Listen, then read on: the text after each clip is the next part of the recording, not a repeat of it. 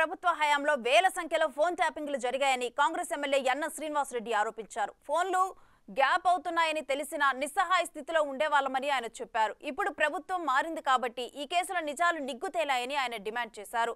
Phone tapping వెనుక మాజీ CM KCR, మాజీ మంత్రి కేటీఆర్ పాత్ర ఉందని అనుమానించిన యన్న శ్రీనివాసరెడ్డితో మా ప్రతినిధి Suresh face to face. Tapping వ్యవహారంలో తన ఫోన్ కూడా ట్యాపింగ్ చేసి బాధితుడిగా ఉన్నానని చెప్పేసి కూడా మహబూబ్నగర్ ఎమ్మెల్యే ఎన్ఎం శ్రీనివాసరెడ్డి డీజీపీకి ఫిర్యాదు చేయడం జరిగింది. ప్రస్తుతం మనతో పాటు ఉన్నారు. అసలు మీ ఫోన్ ట్యాపింగ్ అయినట్టు ఎప్పుడు గుర్తించారు? మహబూబ్నగర్లో ఎలక్షన్ ప్రచారం మొదలుపెట్టినప్పుడే నాకు అర్థమైపోయింది. నేను కూడా పనిచేసిన ఇంటెలిజెన్స్ ఏజెన్సీలో, నాకు తెలుసు ఎట్లా ట్యాపింగ్ అవుతుంది, ఏమవుతుంది. అప్పుడే నాకు అర్థమైంది. కానీ ఎలక్షన్ టైంలో మనం చేయాల్సింది ఏం లేదు. ఎలక్షన్ గెలిచే దాని మీద మన దృష్టి ఉంటుంది తప్ప ఈ కంప్లైంట్ చేయాలి. అప్పుడు ఎవరికి కంప్లైంట్ చేస్తాం? ఆదేశాలు ప్రగతి భవన్ నుంచి ట్యాప్ చేయమని వచ్చినాక, ఎస్ఐబి హెడ్డే ట్యాప్ చేయడానికి వచ్చినాక, ఇంటెలిజెన్స్ హెడ్డే ట్యాపింగ్ చేస్తూ ఉంటే ఎవరికి కంప్లైంట్ చేస్తాం? కాబట్టి ప్రజా తీర్పు కోసం ఎదురు చూసినాం. ఈ దుర్మార్గాలన్నీ ప్రజల్లో ఎండగట్టి ప్రజా తీర్పును తీసుకున్నాం. ఇప్పుడు అధికారంలోకి వచ్చినాం కాబట్టి ఖచ్చితంగా దీని వెనుక ఎంత పెద్ద వ్యక్తులు ఉన్నా కూడా వాళ్ళను బయటికి తీస్తాము, బయటికి తీయాలి అని చెప్పి నేను రిక్వెస్ట్ చేస్తా ఉన్నాను. అంటే ఇప్పటివరకు 3 అధికారులను అరెస్ట్ చేసి రిమాండ్ తరలించారు. ముఖ్యంగా ప్రభాకర్ రావుని రిటైర్డ్ అయినప్పటికీ కూడా ఎస్ఐబికి తీసుకొచ్చి గత ప్రభుత్వం ఓఎస్డీగా కొనసాగించింది. ఆయన ఆధ్వర్యంలోనే జరిగింది. వాళ్ళు విదేశాలకు పారిపోయారు. ఇప్పుడు మీతో పాటు ఎంతమంది ఎమ్మెల్యేల ఫోన్ ట్యాపింగ్ అయింది?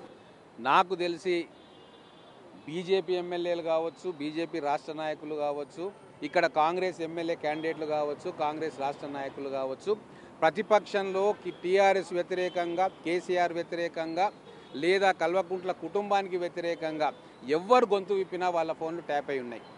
కొన్ని వేల సంఖ్యలో ఫోన్ ట్యాపింగ్ జరిగింది అనేది మీడియా వార్తలలో మనం తెలుస్తూ ఉంది. హార్డ్ డిస్కులు సరిపోక లారీలలో తీసుకొని పోయి మూసీ నదిలో, వికారాబాద్ అడవుల్లో వేసిన సంగతి నేను మీడియా ద్వారా చూస్తూ ఉన్నా. కాబట్టి ఇంత దుర్మార్గమైన పనులు చేసి అనాథరైజ్డ్ ట్యాపింగ్ చేసిన వ్యక్తులను ఖచ్చితంగా ఐడెంటిఫై చేయాలి. ఎవరెవరి ఫోన్లు టెలిఫోన్ ట్యాపింగ్లో ఉన్నాయో అవి కూడా ప్రజలకు చెప్పాల్సిన బాధ్యత అధికార యంత్రాంగం మీద ఉంది. ఖచ్చితంగా ఇటువంటిది మళ్ళీ పునరావృతం కాకుండా కఠినంగా ఈ విషయం మీద వ్యవహరించాలని చెప్పి నేను కోరుతా ఉన్నాను. ఇజ్రాయెల్ నుంచి లేటెస్ట్ టెక్నాలజీ తెచ్చి ట్యాపింగ్ పాల్పడ్డారంటున్నారు. అసలు ఏం టెక్నాలజీ, దానికి సంబంధించి? ఇప్పుడు నేను టెక్నికల్ ఎక్స్పర్ట్ కాదు. నాకు ఒకటే తెలుసు, నా ఫోన్ ట్యాప్ అయింది, నేను బాధితుడిని. నా కుటుంబ సభ్యుల ఫోన్ ట్యాప్ అయింది, వారు బాధితులు. నా స్నేహితుల ఫోన్ ట్యాప్ అయింది, వారు బాధితులు. నా రాజకీయంగా నా సహచరులందరూ ఫోన్ ట్యాప్ అయింది, వాళ్ళు బాధితులు. కాబట్టి మా బాధను మేము అధికార యంత్రాంగానికి, డీజీపీ గారికి తెలియజేస్తున్నాం. అంటే గత ప్రభుత్వం చెప్పినందుకే మేము ట్యాపింగ్ పాల్పడ్డాం, ఇప్పుడు ప్రభుత్వం చెప్తున్నందుకు ఇన్వెస్టిగేషన్ మీరు చేస్తున్నారని చెప్పేసి కూడా ప్రభాకర్ రావు అధికారితో మాట్లాడినట్టు వార్తలు దీనిపైన ఇప్పుడు ఒకటండి, వారు ఏం చెప్పారో మనకు తెలియదు. కానీ ఏ ప్రభుత్వాలైనా సరే తీవ్రవాదుల కార్యకలాపాలు కనుక్కోవడానికి ట్యాపింగ్ చేస్తాయి. కానీ దానికి ఒక సిస్టమ్ ఉంటుంది, ప్రొసీజర్ ఉంటుంది. పర్టికులర్ హోదా కలిగిన ఆఫీసర్ తోటి పర్మిషన్ తీసుకొని ట్యాపింగ్ చేస్తాం. కానీ ఇక్కడ అట్లా చేయలే. ప్రైవేట్గా ట్యాపింగ్ సెంటర్లు ఓపెన్ చేసిర్రు. ప్రైవేట్ కోచింగ్ సెంటర్లు ఓపెన్ అయితే కదా ఇంటర్మీడియట్ ఐఐటి పాస్ చేసి ప్రైవేట్ ట్యాపింగ్ సెంటర్లు ఓపెన్ చేసిర్రు. ఇదే చాలా దారుణం. మొత్తం వ్యవస్థలో ప్రతి ఒక్కరి ఫోన్ ట్యాప్ అయి ఉంది. ఇంతకంటే దుర్మార్గం ఏమైనా ఉంటుందా? బ్రిటిష్ వాళ్ళు కూడా ఇంత నిర్బంధంగా పరిపాలన కొనసాగించలే.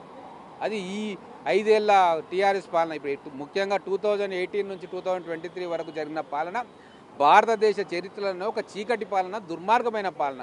కాబట్టి వాళ్ళు ఏమేం చేసిర్రో, ముఖ్యమంత్రి కాడ నుంచి కానిస్టేబుల్ దాకా చట్టాన్ని అతిక్రమించి ఏ పని చేసినా కూడా అది ప్రజల ముందుకు రావాల్సిందే. ఎందుకంటే బాధితులు ఇక్కడ ప్రజలు. ఎంతోమంది